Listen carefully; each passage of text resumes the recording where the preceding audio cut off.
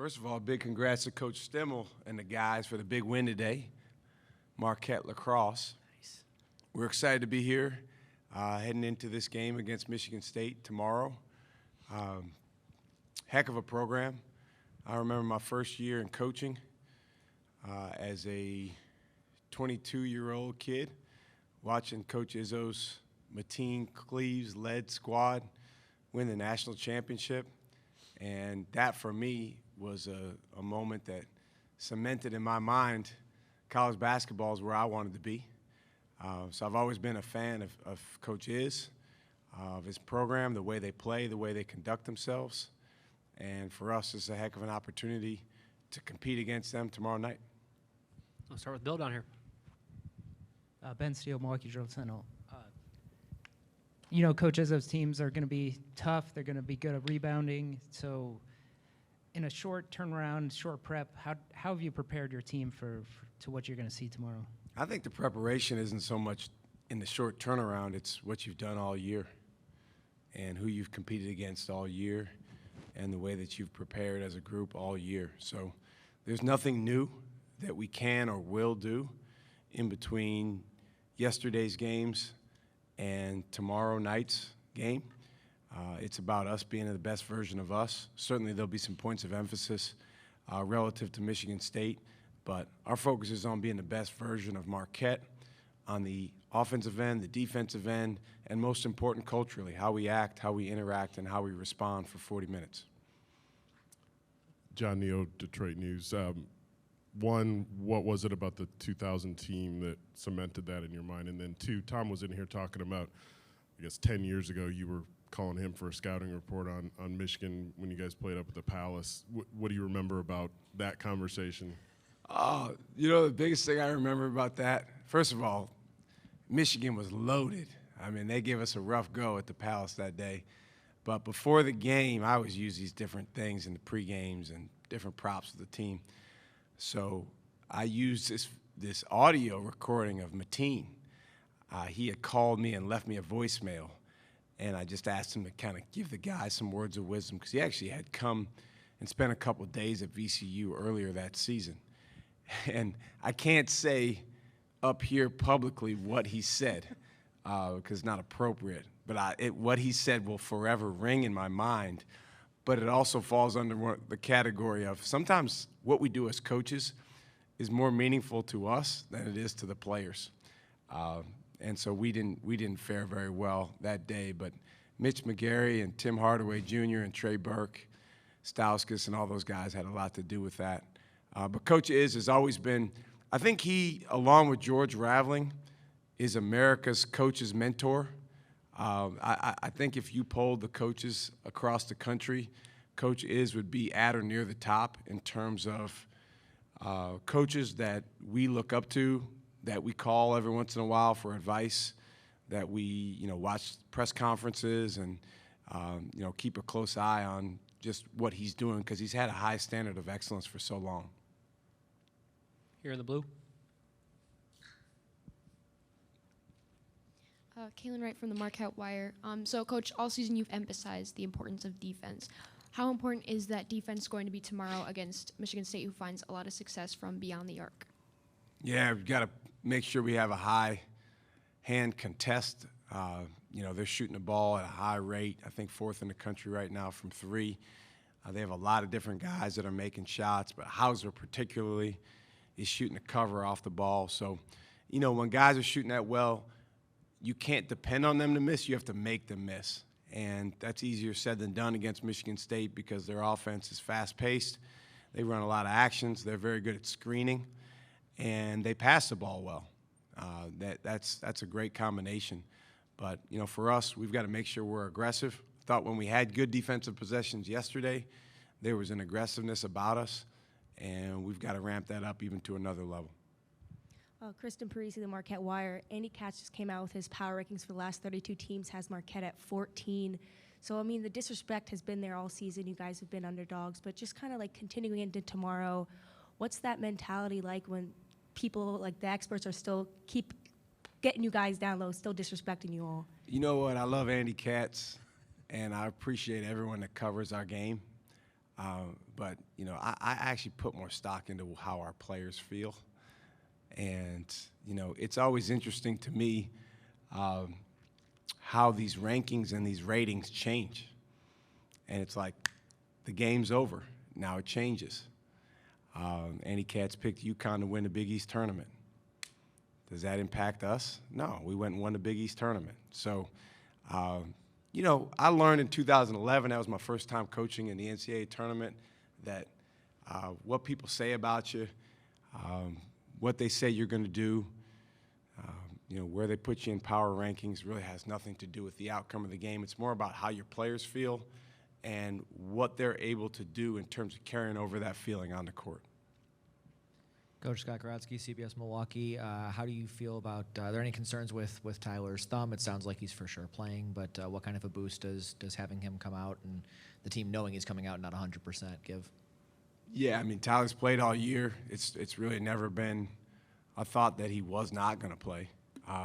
You know, he went out of the game early yesterday, and guys kept playing, but then he came right back in. So, you know, the plan is for him to play, and we're excited about having him out there. Brennan Shabath from WDBM Sports, Michigan State Student Radio. Shaka, I know you mentioned that you guys have to play Marquette basketball, but there are some points of emphasis for Michigan State. You already touched on Hauser and the way they pass the ball, but I'm wondering if you've seen anything in the scouting in the few hours that it's been that you think you guys can exploit well, and what other points of emphasis you have for tomorrow. I'll have to pull a Nick Saban on you with that one. I'm not going to tell you what we're going to exploit, but they've got an older team. They've got a good toughness about them. I think Walker and Hoggard really set a tone for them the way they push the ball. You know, they seem to be playing really, really well together. Defensively and on the glass, their bigs really play their role, and they play with great aggressiveness. And like I said, they're shooting the ball really, really well. So we've got to get a high hand on them. We've got to be disruptive. On our offensive end, we've seen everything under the sun in terms of the way teams can guard. So it's not even so much about scheming. It's more about us moving the ball. It's amazing. We talk about EGBs in our program, energy-generating behaviors. The number one EGB in all of basketball is passing. Move the ball. And so if our guys have a willingness to do that over the course of 40 minutes, we will handle whatever type of defense that we see, and we'll make adjustments. We've got really smart guys. We have smarter players than we have smart coaches. So that's a good thing to have, so that those guys can go out there and make the right read based on what the defense does. Coach, Justin Williams from The Athletic. You kind of built your reputation as a coach, a defensive guy. What, by the metrics, is the best offensive team you've had in your career? What have you done differently this season that's allowed you to have so much success on that end? Recruit. I mean, the number one thing that goes into your offense is the guys that you have on your team. And not just their physical skills, but their willingness to make guys around them better.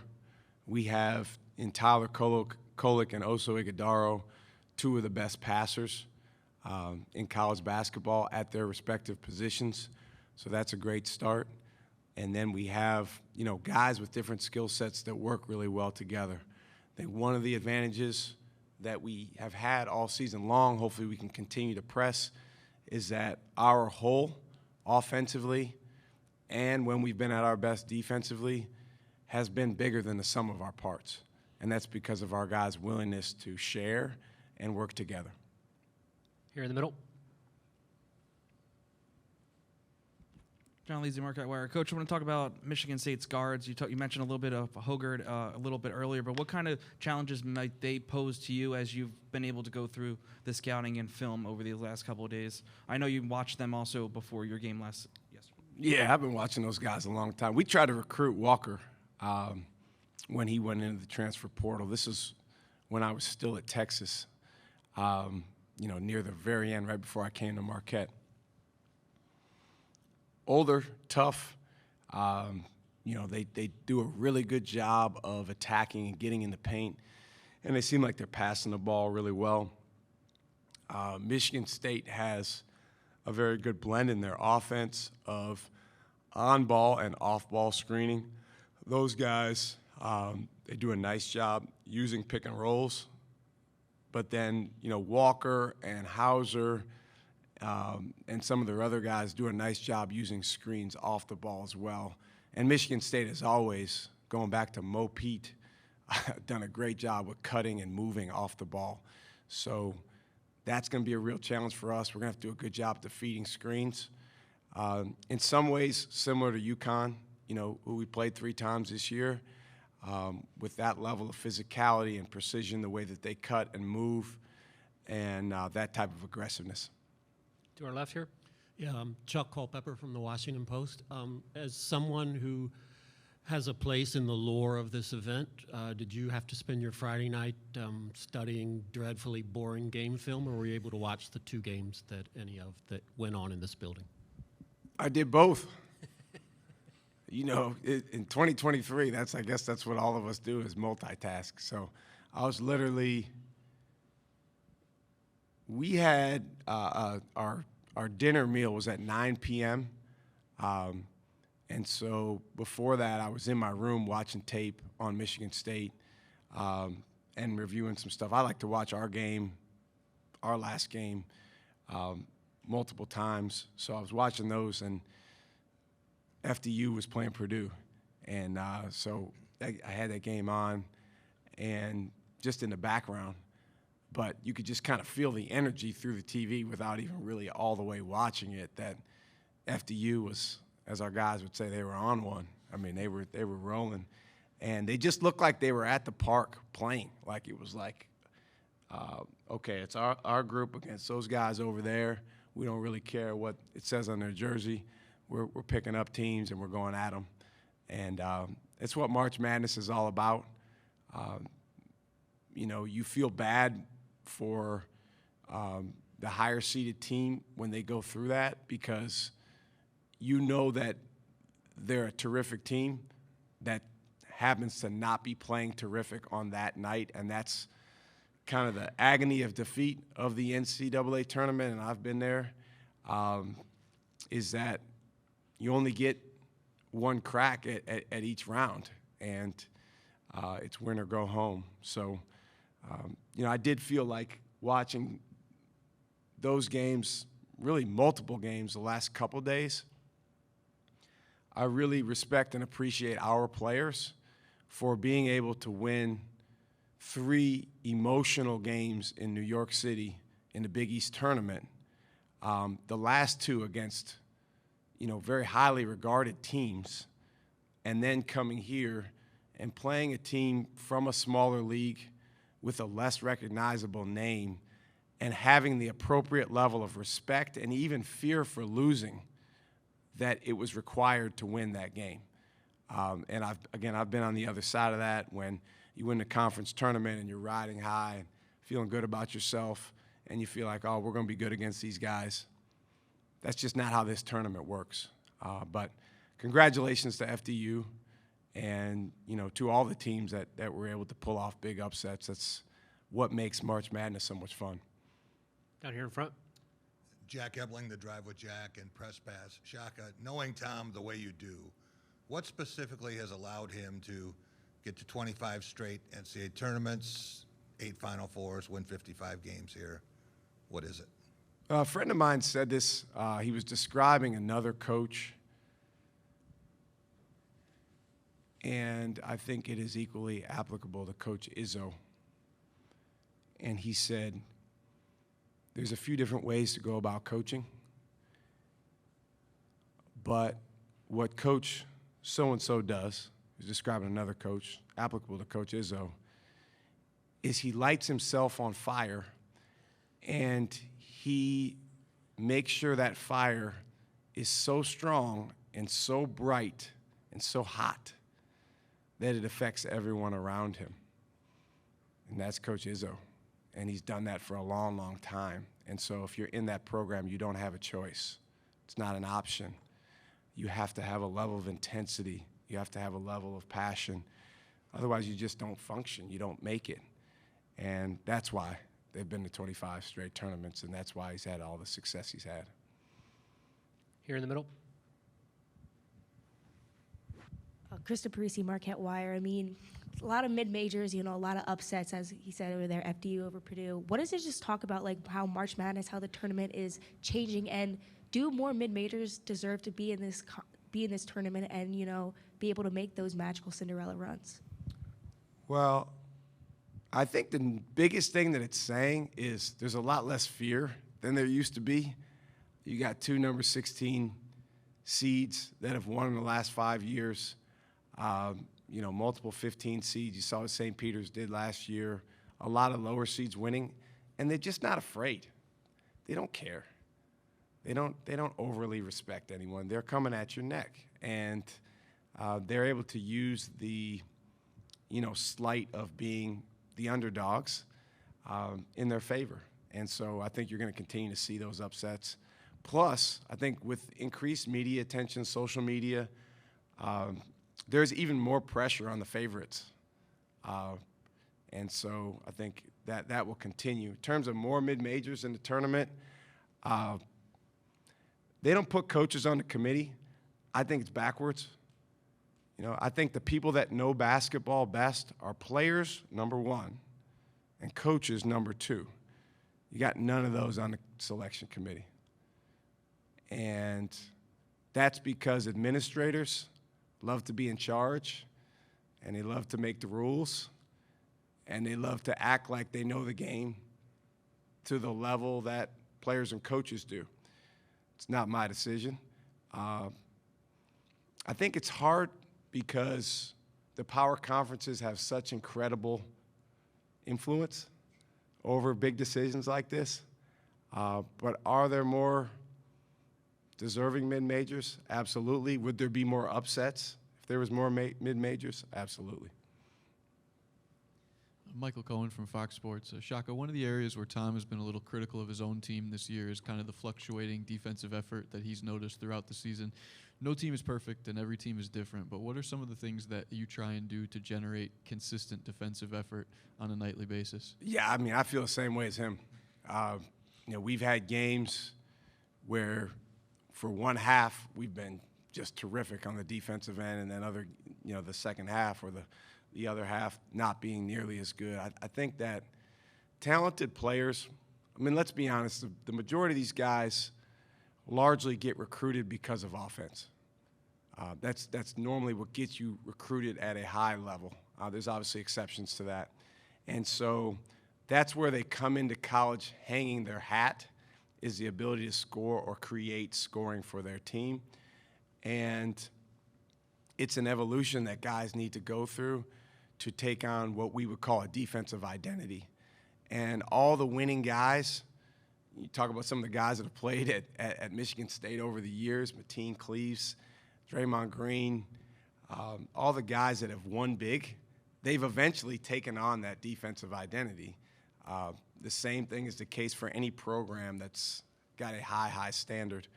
But, it is challenging as a coach to instill that. I think the only way to create that is to convince your players that it's the only way. And as we say, you got to have a gift of desperation. But these guys are human beings. Remember, we're asking them, the big we, to do more and more and more each year.